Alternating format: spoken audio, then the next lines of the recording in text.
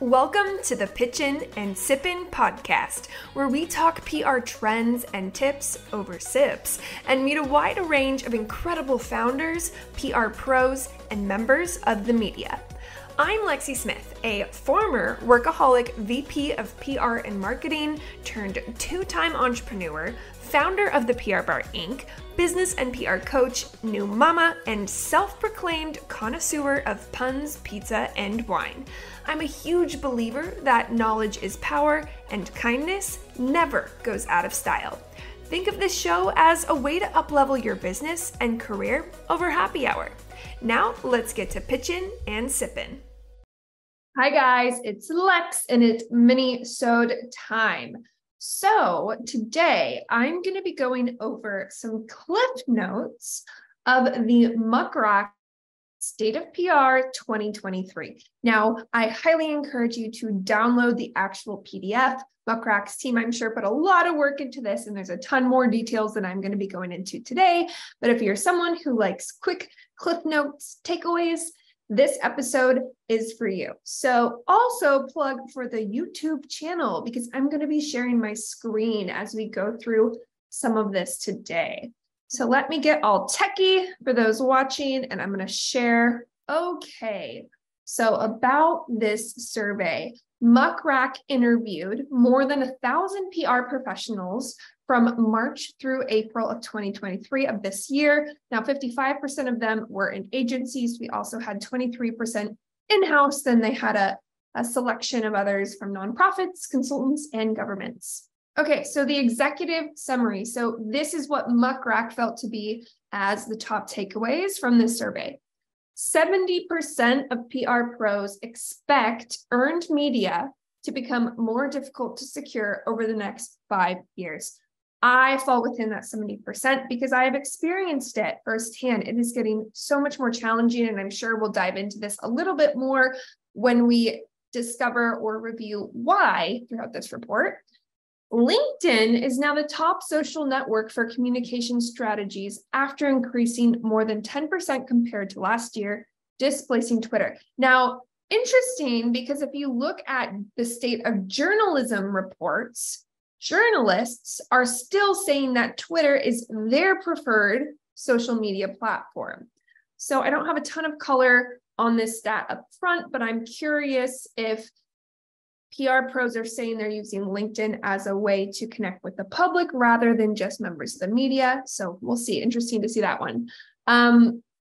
Lack of diversity. More than half of PR pros say there is little to no diversity on their leadership teams. So we need to do better here. AI is one of the top 5 skills PR pros say their companies will need to focus on to be successful in the future. I do believe it's something we can't ignore. It's a little scary. I don't entirely know what's going to happen, but I do think it's unavoidable. It's something that, I mean, quite literally, we've done full episodes on this show about it, has been one of the reasons behind mass layoffs in the media industry at large. 44% of PR pros say they're sending or spending more time on internal comms, so sending messages within the company. Okay, so section 1, how PR pros work, their challenges and priorities. So I like this section because I feel like it makes some of us feel a little less alone and like we're not crazy and that we're all in this together. What was the top concern for PR pros? What was their number one challenge? 53 said getting a response from journalists. It's hard, okay? 48% said having enough resources like budget or people. Third place was justifying or showcasing the PR team value to stakeholders. And then fourth place was managing stakeholder expectations. So let's pause for a second.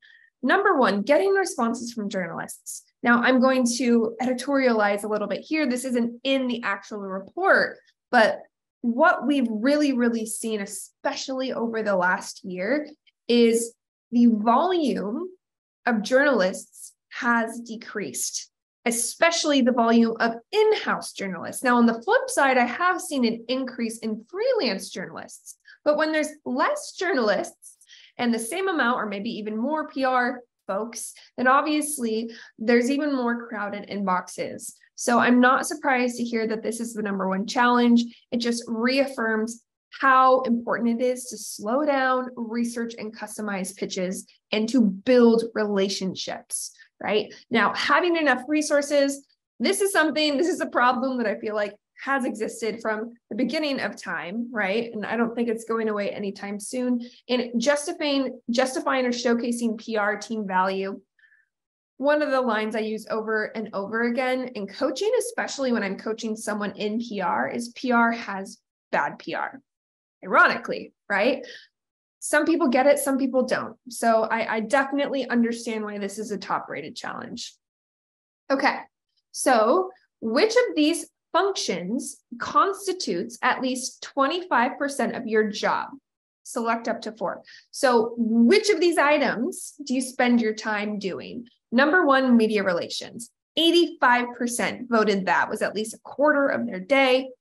Thought leadership, 51%. This has been a big increase or trend in the last years. Key function of our role. Number 3, media measurement and reporting, 47%. So I also would expect this number to fluctuate based on if someone has a software helping them out or if they're going the DIY route. And then number 4, corporate communications.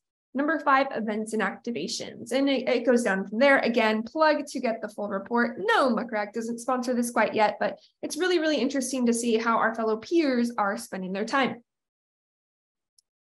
Okay, in your opinion, how much diversity does your workplace have? Unfortunately, only 9% voted that there is a great deal of diversity. The most common response of 36% said moderate. 6% said not any diversity at all, which is a problem. But yeah, I'd like to see these numbers go up next year for sure. We already talked about leadership and diversity. Okay, so this is a big one that's close to my heart.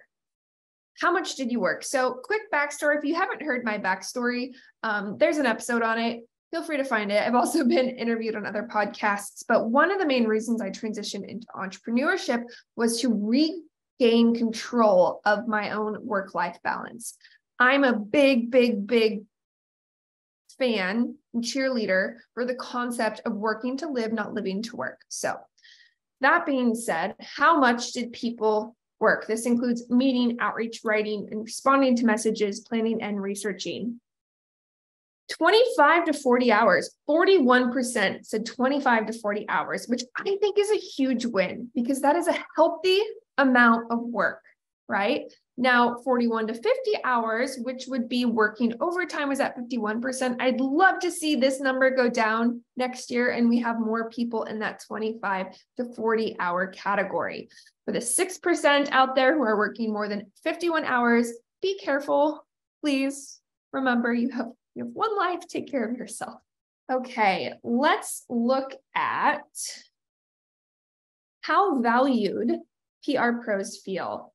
So 59% of employees at agencies say they feel very valued, while at brands, only 25% said the same thing. Now, personally, what I think, again, editorializing here, why I think this is because when you're working in-house, and I've worked in agencies and in-house, not everyone understands PR, right? I remember when I worked at a telecommunications company, if I were to walk over to the IT side of the building, I'm sure these people thought I just was the gal that maybe like showed up at events and posted on social media. They truly didn't understand everything that my role entailed because we just didn't speak the same language. So I'm not surprised to see this. Whereas if you're in an agency specifically too, that's selling PR services, but as long as you're doing a good job, I would hope they would value you. Producing measurable results is the best way to increase PR's value to stakeholders. This was a stat highlighted in the key takeaways. Again, I'm not surprised. People are hiring us for results. My organization's PR is managed by only an in-house PR team. Number one, 51% said only in-house. 37% said an in-house team and agency. And I think this is the absolute best case scenario. If you have a team in-house internal champions, and then you extend that outside with an agency. This is my favorite way to work. And then 11% PR is rolled into other functions. I get it when you're a scrappy small business. And then only a PR comms agency was only 1%. So really, really interesting to see that the majority of brands who care or value or focus on PR also have an in-house team. Not a lot are just working with an agency. Something to note. Okay. How do you work with agencies? Okay, hold on. Let me redo that. All right. So how do you work with industries? Brands are evenly split between using one or multiple agencies. 44% said we only work with a single agency. 43% they said work on an ongoing basis with multiple agencies. I mean, that's neck and neck, right? Only 1% of difference. My agency, the PR Bar agency, is very, very, very pro collaboration. I think collaboration is a very key part of PR. That being said, collaboration only works when the other parties also collaborate, right? So basically, I am all for working with multiple agencies as long as there's open dialogue and true collaboration. So we aren't, both emailing the same reporter, for example. That's when things can get a little dirty. But if one agency is an expert in influencer marketing and another agency has really, really great, maybe local press, and another is really, really great at event activations, why not bring them all in? If there's budget, the more the merrier, is my opinion. Brands rely on agencies for an average of about 4 types of work. Number 1, pitching, 84%, 79%, research and building media lists, which we all know if you're in PR, this is incredibly time consuming. Third place, 69% project-based work. So that's like a product launch, something that's very, very timely. And then 41% events. I don't know why, but people get really surprised when I tell them that I also do events, when events is such a key part of PR. So I'm personally happy to hear at least, 41% is less than half, but let's get that up a little bit. I hope brands know that PR can help in that category. Okay, they also asked in this survey, which type of work would you be unlikely to outsource to a PR agency, which is really interesting. 73% of brands said internal comms or counsel. And then second place was speech writing. Third place was social media. And then it goes down. All right, section 2, tech and tools. I am going to scroll down to talk a little bit about AI because that is obviously hot topic and trending. So about 61% of PR pros say they currently use generative AI or plan to explore it. Holy crap. That's a lot, right? And I think that's smart. I think it's now, it's happening, it's not going away. So why not learn about it, learn to use it, learn how we can work with it. So 61% is a healthy number, but we got a ways to go. Now, I want to caveat that with, I'm not saying that AI will replace us, but I'm thinking that there is a way that it can really help us do our jobs. Okay, I'm going to go to section 3, connecting with journalists. The question asked was, which of the following components do you believe is the most important in securing coverage with pitch? First place, 33%, subject relevant to the journalist. Then tied for second place was previous relationship or customization. So these metrics remain pretty standard year after year. That being said, I highly suggest you listen to the global comms and journalism reports on this show so you can hear how the journalists weigh in. I always find it interesting to see what journalists think versus what PRs think. And one of the things that's not on here, or I don't think ranks highly enough for the PR pros, since it ranks so high for journalists, is timeliness. Okay, so if you're going to learn something from this show, learn that. Twitter loses its appeal as a pitching channel, according to PR Pros. So number one is still email, which is the same for journalists. Number two is Twitter, which is also tied with mass email. Guys, please don't send mass emails. Please don't do that. And then number four, or I guess number three, LinkedIn and phone. 99% of every single journalist I've ever spoken to does not want to be pitched on the phone. So again, this isn't telling you what you should do. This is just a report asking other PR professionals what they're doing. All right, so how are PR pros finding contacts? 83% are using a media database, and Muck Rack gives themselves as an example. Let's see what you did there. 59% Google searching, 50% personal, and then 48% social media. My team uses Muck Rack's competitor a little bit, Cision, and we do a ton of our own Google research or searching on actual outlets. So we do a ton of more kind of DIY strategies. How to pitch. 53% prefer to pitch on Tuesday. So 53% of your peers, if you are listening to this, are pitching on Tuesday.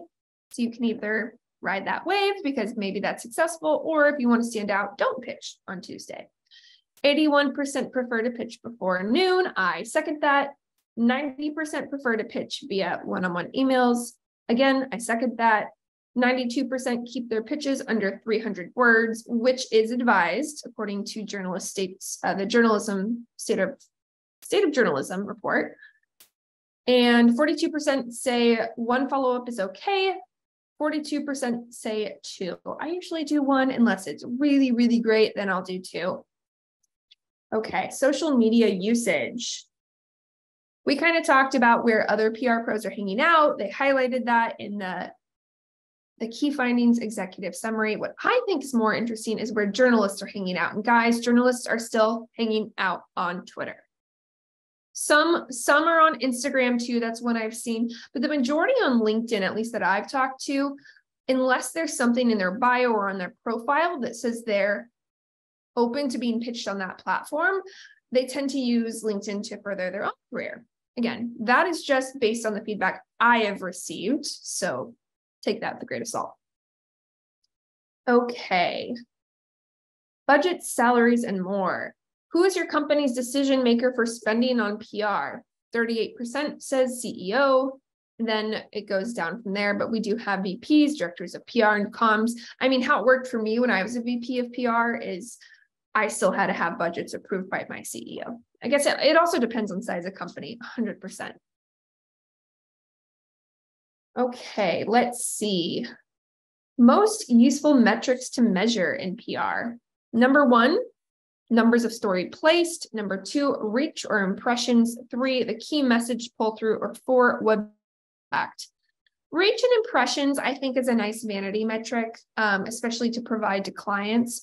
But I'm way more into what actually happened. So I would put website impact, for example, dependent on a client's goals, higher than a given reach or impression, because that's showing me what actually happened. But again, editorializing here. The future of PR. So this is the last section we're going to go into today. We're going to talk about PR and marketing. So PR's relationship with marketing will be what in the next 5 years? Happy to see 71% said more important. Only 4% said less. So I'm glad to see that only 4% don't agree. And then 26% said it's going to be just as important. So to me, I'm in that more category. I think PR and marketing are natural BFFs. I think they're forever integrating. And so it's worth becoming knowledgeable on both sides of the coin, or at least being open to working with those in the marketing field. And then AI burst to the top 5 skills companies need to focus on in the next 5 years, which is crazy, in my opinion. Well, it's not that crazy. It's just robots are here. Okay, guys, so that is all I'm going to go into today. Again, link in the show notes if you want to download the full report. I'd love to hear your thoughts. Some of my biggest takeaways, again, I'm closely watching AI. I think it's something we can't and we shouldn't ignore. I also was not surprised, but felt validated in hearing that the biggest challenge for the PR industry is receiving responses, which makes sense to me considering how the newsroom is shrinking and that it continues to be hard to justify the value of PR to outside stakeholders. I'd love to know your top takeaways. Always here to have a conversation. You can message me on Instagram at the _Inc. I probably hang out there the most, or feel free to slide into my inbox. Let me know if you find these Cliff Note episodes helpful. And until next time on the Pitchin and Sippin podcast. Cheers.